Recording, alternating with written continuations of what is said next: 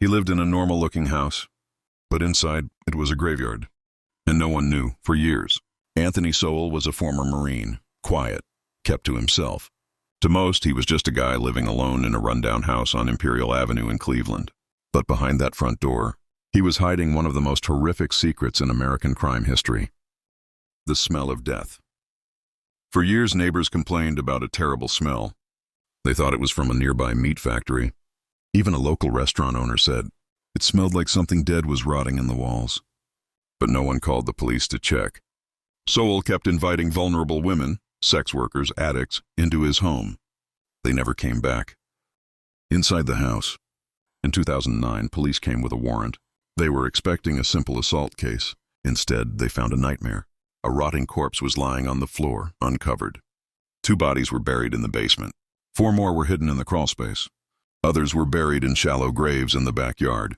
And 1 woman's skull was found in a bucket. In total, 11 women, all decomposing, all forgotten. The survivors. 1 woman, Latundra Billups, escaped. She said Sowell invited her over for a drink, then choked her until she passed out. When she woke up, he was raping her while she bled from her nose. Another woman escaped by jumping out a window with a broken arm, completely naked. They went to police, but their stories weren't believed because they were sex workers. The system ignored them. The monster's mind. When arrested, Anthony Sowell showed no emotion. He admitted to the murders, but claimed he didn't remember most of them. He even smiled in court. At trial, family members of the victims sobbed as the details were read out.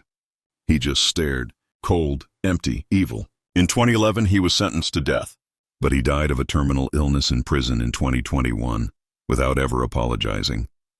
The terrifying truth: Anthony Sowell was killing for years, right under everyone's nose, and the smell of death was ignored because the victims weren't rich, weren't white, weren't important.